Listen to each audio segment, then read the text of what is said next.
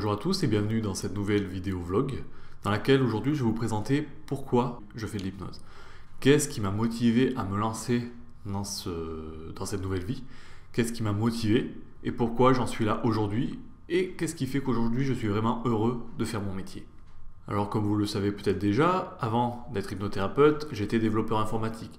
Donc j'ai travaillé dans plusieurs entreprises, j'ai commencé en tant que développeur, en tant que web marketeur, j'ai fait aussi de l'emailing, toujours en restant dans le monde informatique, et puis un jour j'ai décidé de changer. Donc le changement s'est fait assez rapidement, mais il avait été réfléchi quand même bien en avant. Il y a eu beaucoup de recherches, beaucoup de choses qui ont fait que j'ai décidé un jour de sauter le pas. Alors tout d'abord, l'hypnose c'est quelque chose que je connais depuis très longtemps, mais au départ, comme tout bon scientifique, j'émettais de grosses réserves sur le fait que ça soit vrai. Pour moi, ça ressemblait plus à de la magie, à quelque chose de truqué, à quelque chose de plus ésotérique. Et comme je l'ai dit dans une de mes anciennes vidéos, ce qui m'a permis de croire en l'hypnose, c'est le fait d'être très curieux. D'avoir poussé les recherches beaucoup plus loin que ce que j'aurais voulu au départ, de ce que je pensais faire. Et je me suis rendu compte qu'effectivement, en termes de médical, en termes voilà, de recherche, il y avait énormément de choses qui étaient faites, qui étaient en cours, qui étaient à venir aussi. Et donc à partir de là, je me suis vraiment dit, mais si scientifiquement les médecins s'y intéressent, c'est qu'il doit quand même y avoir quelque chose de vrai derrière. Et à partir de là, j'ai commencé à creuser un petit peu, voir, toujours avec un but, c'était de savoir en quoi l'hypnose peut aider dans la gestion de la douleur, pour éviter de prendre des médicaments, voilà, pour une méthode alternative tout simplement.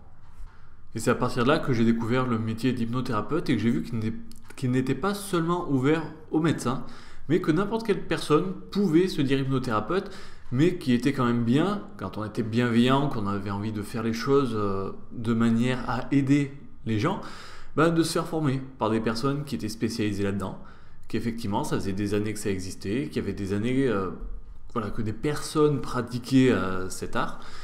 Et donc à partir de là, j'ai commencé à me renseigner un petit peu, voir à quoi ça servait, qu'est-ce qu'on pouvait faire avec, parce que c'est vrai que j'avais ce côté où... voilà, on faisait du spectacle avec, ou alors à la rigueur, voilà, on pouvait calmer les douleurs, on pouvait faire arrêter de fumer, mais voilà, ça s'arrêtait là.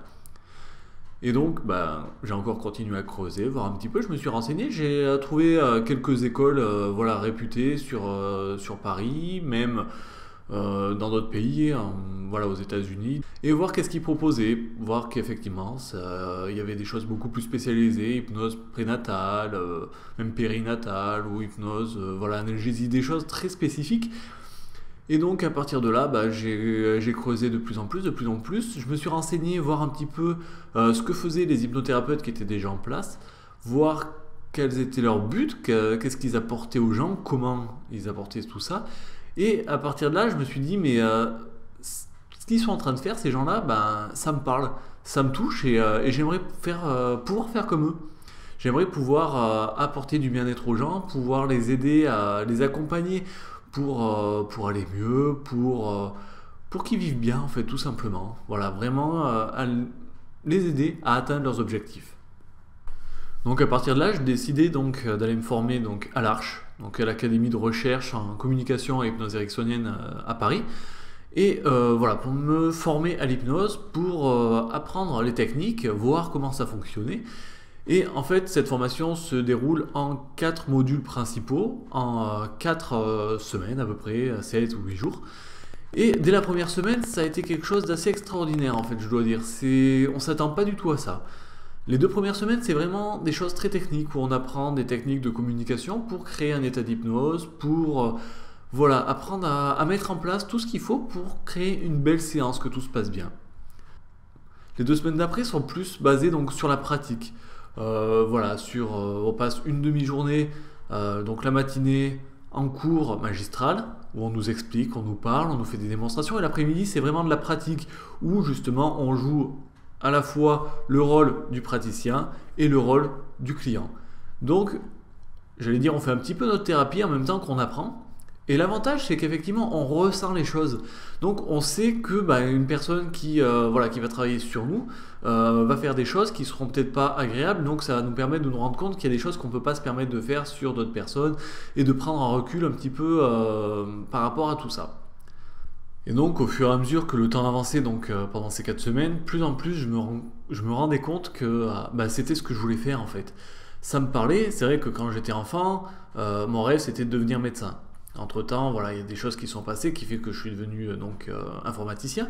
Mais j'ai toujours eu cette envie, ce goût d'aider les gens, de leur porter attention, d'essayer de les aider à aller mieux. Donc ça tombait super bien. C'est vrai qu'en plus j'arrivais à une époque où l'informatique, je commençais un petit peu à me lasser, je commençais à prendre du recul par rapport à tout ce qui était en train de se faire par rapport à ce métier-là. Et donc ce changement de vie, je pense qu'il est arrivé au bon moment.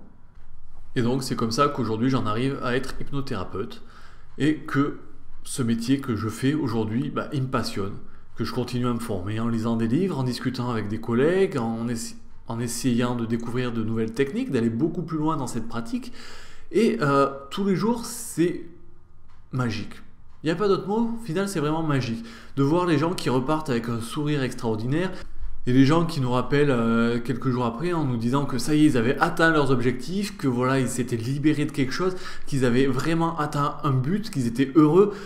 Ça fait du bien, c'est juste génial au final. Même si nous, en tant que thérapeute, on ne fait pas tout le travail, parce que c'est vraiment un travail d'équipe, ce qu'il faut savoir, c'est que en tant que client, c'est vous qui faites le travail, c'est vous qui travaillez, c'est votre inconscient, c'est même votre conscient, c'est votre cerveau qui met des choses en place, et nous, on est juste là pour accompagner.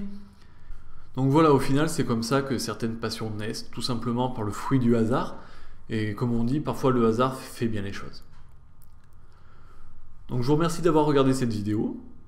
Je vous dis à une prochaine fois pour une nouvelle vidéo. D'ici là, portez-vous bien, faites attention à vous. Et toujours, faites-vous confiance.